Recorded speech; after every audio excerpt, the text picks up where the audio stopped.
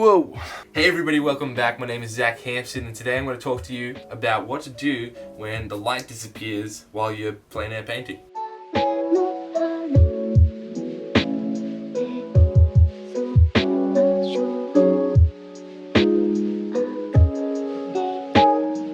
Before I really talk about the topic of today's video, maybe let's go back to yesterday when I was painting the plein air painting, and we'll start from there and then go to today where I'm fixing that.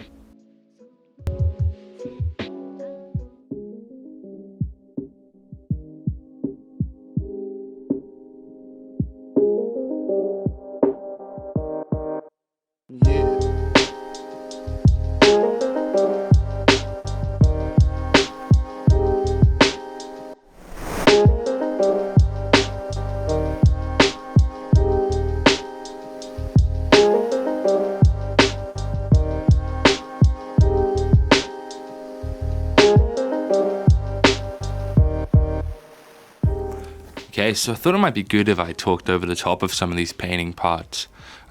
So here you can see me, we're back to yesterday right now. I'm out on the waterfront here with my girlfriend enjoying a little picnic. We had to drive around for quite a bit to actually find a spot to go paint at because it was a public holiday that day, and I didn't think about it, and there was so many people at all the locations I wanted to go to, like all the national parks and stuff.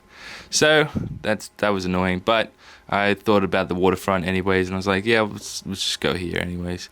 I wanted to paint the waterfront for a while now, especially because I really enjoy watching boats traverse over the top of them, and the way that the water ripples and the sunlight that hits it in the afternoon is so good.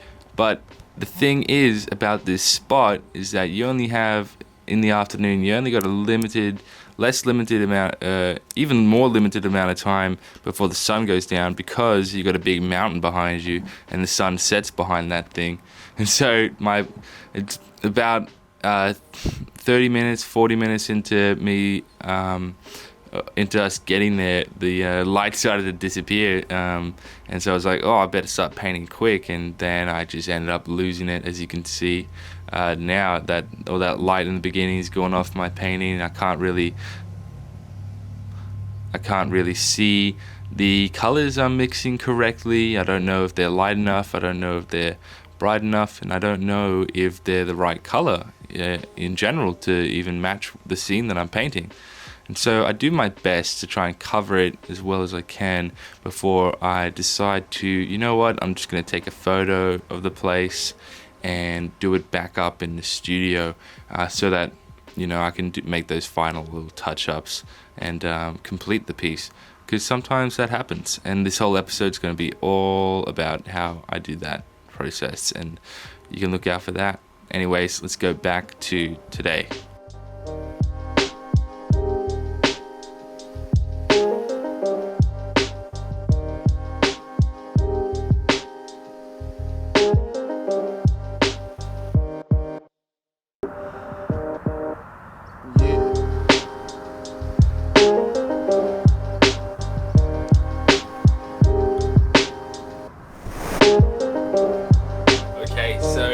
Me paint up that little painting.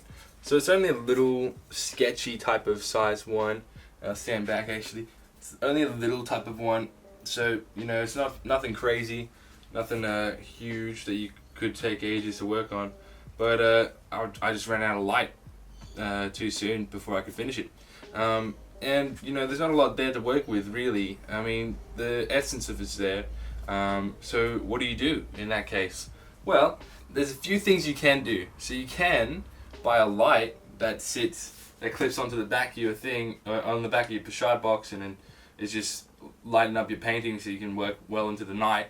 However, those lights cost hundreds of dollars, and that sucks ass. We don't want that. We don't really need to spend more money on our painting supplies when we've already spent heaps of money, like getting the pochade box, the paints, making up some canvas panels and stuff like that. So what else can you do? You can also take a photo, which is what I decided to do. I took a photo of the scene that I was painting, and made sure I exposed for both the shadows and the lights, so that I got all the information that I could see with my eye. And yeah, that's what I'm going to work off of from there. So how about I show you how I work from photo references and what my process is building off of a already started plein air painting. While I paint this, I actually put on a 30 to 40 minute timer. What that does is that it helps emphasize the immediacy and the quickness that I need to paint. Because it is a plein air painting and you're outside, you're rushing against the light and you're going to lose the light. In fact, I did lose the light in this painting. So what I want to do to replicate that immediacy in brushstroke, in mixing and painting, I do that by putting on a timer, by putting a 30 minute to 40 minute to an hour timer, whatever thing you feel like you're comfortable with. I think I'm going to go put on a 30 minute, a 40 minute timer, just to, because it's a really small piece, and that immediacy and that urgency in catching that last bit of light, I really like to emphasize that while I'm painting it. So while I do that, just know that a timer is a really good thing to help you recapture that plein air essence, especially when you touch it up in the studio. Like always, I'm always mixing up my colors first before I even touch the painting, and so that's what I do just there. I just mix up all my colors and get them ready for the final painting process. And so, like I said, put on that timer, get into work, not wasting any time for doing it. To mention, actually, you don't include mixing up your paints in that timer. Give yourself a little bit of leniency now that you're not on plein air painting. It's acceptable if you just give yourself a minute or two to mix up the paint before you start painting, and then put the timer on. I mean, I don't see anything wrong with that. Doesn't make it any more or less, painterly like, plein air like, I suppose. Just means that your colors are going to be correct when you start to paint. But yeah, I chose to speed up this process just so I can get the lesson across rather than the painting process across. I just wanted to reinforce the lesson, so I didn't keep it real time this time around. Because if you watched a few of my other videos, you know that I like real time painting the most. So yeah, I just decided to speed it up for this process. But yeah, with that timer on, the pressure is on to make it that every brush stroke I make, I can't be sloppy with it. I can't just put it down and be like, oh, I'll just fix it up in the next layer. My thought process has to be, no, how can I put my paintbrush to the canvas right now in a way in which this one stroke counts for several or 10 strokes? I got to that time management, really thinking about where you're going to put that brush stroke and how you're going to place it as well, all comes into play when a timer's on, just like it does out on plein air. And so, like I've said before, that time is really important.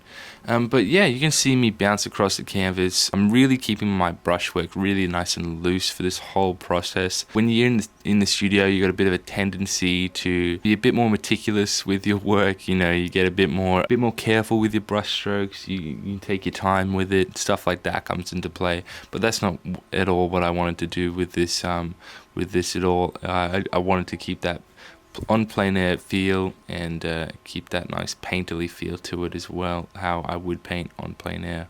And a fun tip as well is you saw me using palette knife in there a few times. I don't usually use the palette knife, but it's really handy for getting those nice finer crisp lines on top of wet paint.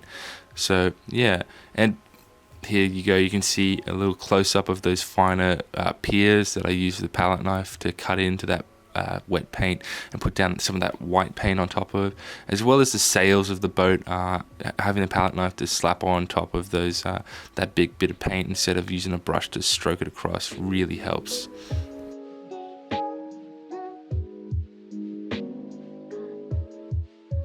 And there you go, that's that painting done.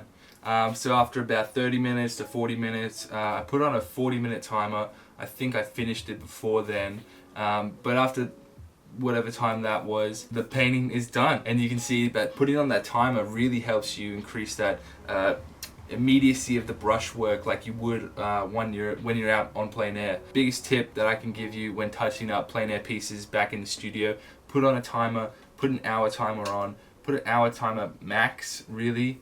so you can keep that emergency in your brushwork, so you can touch it up and not have it too refined, because we've got a tendency as painters to, like, when we're back in the studio and we've got all the time that we need, we just take our time with it, work it a little bit to our liking, stop it, come back the next day, and you don't want to do that with a plein air piece, especially if you're touching it up back in the studio. So the whole idea with a plein air piece is that you get that sense of urgency, that sense of light, you capture the mood all in that one sitting in that painting.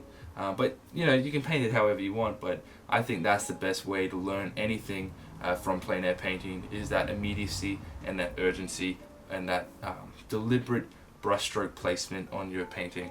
So just to bring the video back into one, I'm just going to recap it real quick. So the first thing being that expensive light you can buy, or if you can find cheaper ones, that'd be awesome if you can let me know about that. I've been looking for those sort of things.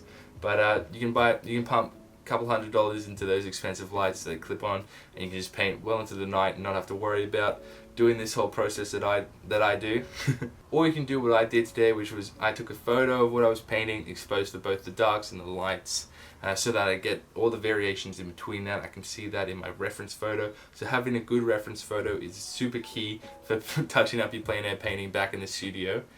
And number two is that I put on a timer so that I got that immediacy of brushstroke into my work, and I didn't lose that plein air feel, because in plein air you're always rushing against the light and sometimes you lose it, and you don't want to lose that feel of your brushstroke and your brushwork when you're coming back into the studio. We have a tendency to work a bit too meticulously on our paintings, so that really helps. Putting on a timer really helps keep that unified brushwork into your painting. If you liked the video today, please hit subscribe, hit the like button down below, leave a comment down below as well. Let me know what you thought about this video, and let me know what you thought about this channel as a whole, so I can make better videos going forward into the future. When you hit subscribe, don't forget to hit the bell as well, so you get notified for the upcoming videos in the future.